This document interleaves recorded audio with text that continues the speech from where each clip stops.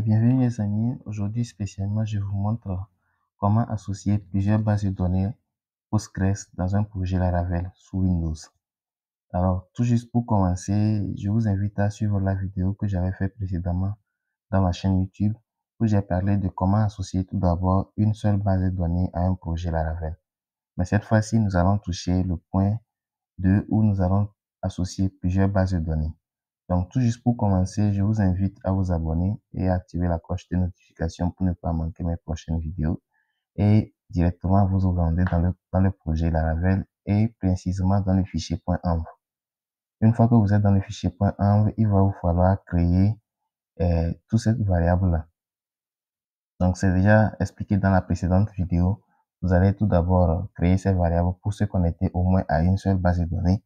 Et tant que ceci marche maintenant, on va passer à la deuxième étape pour associer la deuxième base de données. Donc, pour commencer, la deuxième base de données, on va la donner un nom. Donc, le nom, déjà, il doit se retrouver dans, effectivement, Postgres. Mais ensuite, ici, vous devez aussi donner ce même nom-là, tout comme ici. Donc ici, j'ai donné DB Database pour statistique.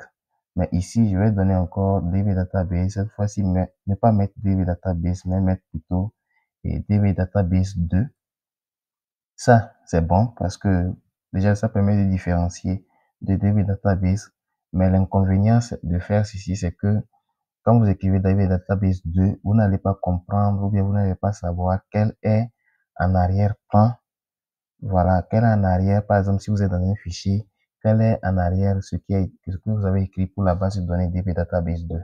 Donc, ce que je vous conseille, c'est d'utiliser plutôt des noms qui ont des sens.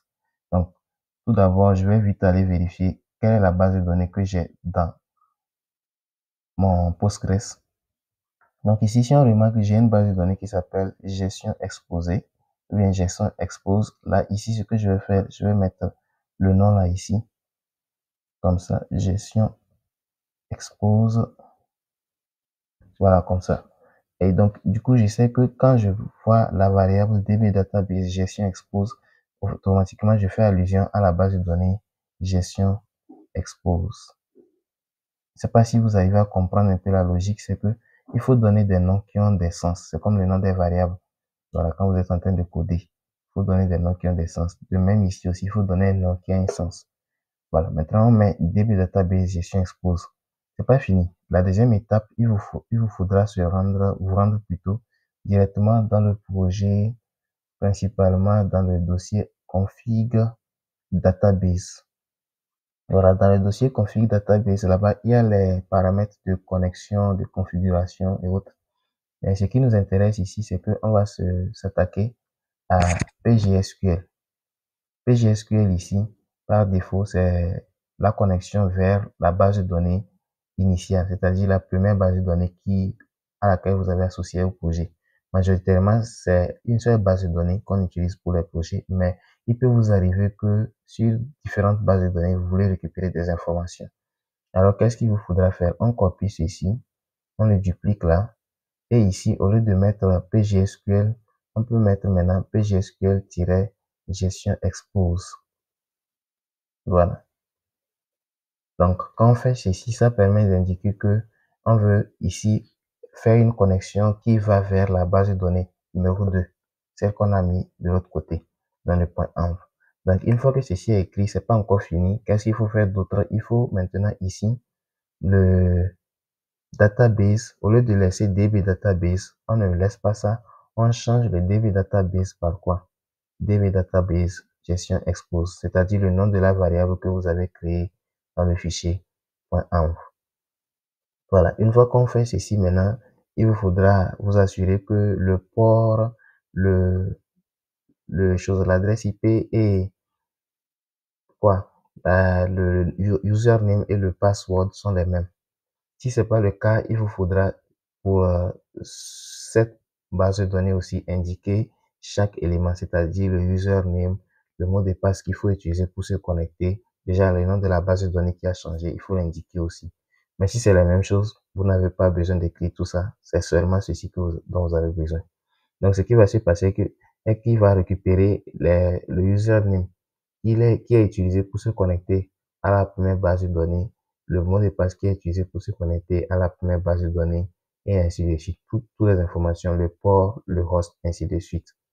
Donc, une fois que ceci est fait, c'est pas encore fini parce que maintenant, lorsque vous serez dans un modèle donné, il vous faudra bien indiquer les choses. Voilà.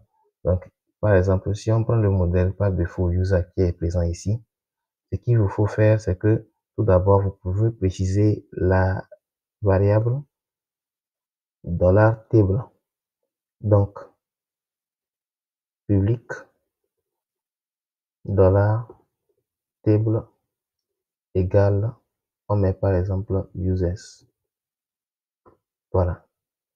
Donc, si par exemple, cette table se trouve dans une base de données et que vous avez renommé, voilà, tout ça, il vous faut donner ici le nom et comme la façon dont vous avez renommé la table user en base même. Donc, si vous ne l'avez pas fait, vous n'avez pas besoin de faire ceci.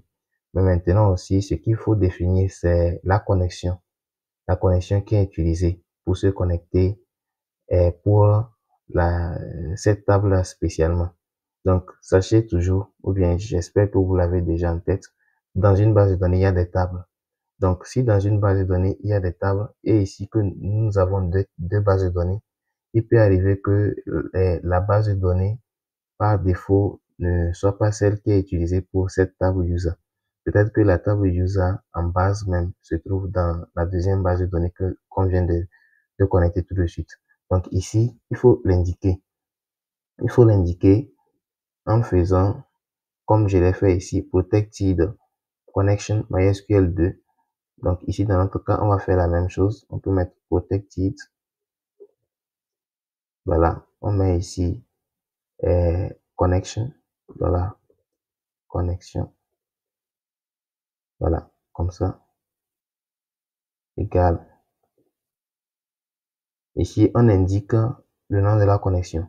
Donc, le nom de la connexion, c'est ce que vous avez mis ici. Donc, PGSQL gestion expose. Donc, je copie, je colle et je mets le point virgule. Donc, comme je vous l'ai dit tantôt, il y a un avantage de mettre public et beaucoup d'inconvénients de mettre public. Parce que public, ça va permettre à un utilisateur X qui est depuis l'extérieur d'avoir accès à cette variable, ce qui est très dangereux.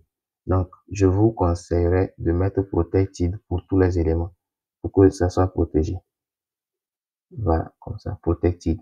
Si vous ne comprenez pas ces déclarations-là, faites un saut dans Java. Java, lui, il est très strict là-dessus. À ce moment, vous allez comprendre comment ça marche. Voilà. Donc ici, voici les deux éléments qu'on a ajoutés. Ça, c'est le nom de la table, si c'est redéfini. C'est-à-dire, si au lieu de mettre users dans la table, peut-être dans la users, dans la table, c'est pas ça, peut-être c'est écrit user, peut-être data comme ça. Donc, si la table en base a le nom user data, c'est ici, vous pouvez indiquer ça. Donc, tout ça, c'est possible grâce à Authenticate. Donc, tout ça, ça permet de redéfinir un peu la façon dont vous devez avoir accès à votre table ou bien à votre modèle. Donc, ce qui se passe maintenant, une fois que ceci est fait, lorsque vous êtes dans un contrôleur ou bien lorsque vous êtes en train d'écrire votre code pour récupérer les données, il vous faudra seulement se servir du modèle normalement comme c'est fait dans les projets Laravel. Donc, du coup, quand vous êtes dans le contrôleur, ne vous paniquez pas. Seulement, servez-vous de ce que vous avez fait. Voilà. Donc, vous utilisez le modèle user comme vous le faites d'habitude. Par exemple, si je prends ici, Verify Email Controller, si je veux utiliser le modèle user, sachant qu'il se trouve dans la deuxième base de données, je n'ai pas besoin de modifier quelque chose. J'importe seulement le modèle user. J'importe seulement le modèle user. Je fais user app modèle user et c'est fini comme ça. J'utilise. Donc, sans trop de complications, ça passe. Donc, merci à tous. Vous avez bien suivi la vidéo, j'espère. Vous avez compris, j'espère. Si vous ne l'avez pas compris, indiquez-le dans les commentaires. Si vous avez des questions, indiquez-le dans les commentaires. Si vous avez des suggestions, toujours dans les commentaires. Et voilà, on se retrouve à la prochaine pour un nouveau tutoriel.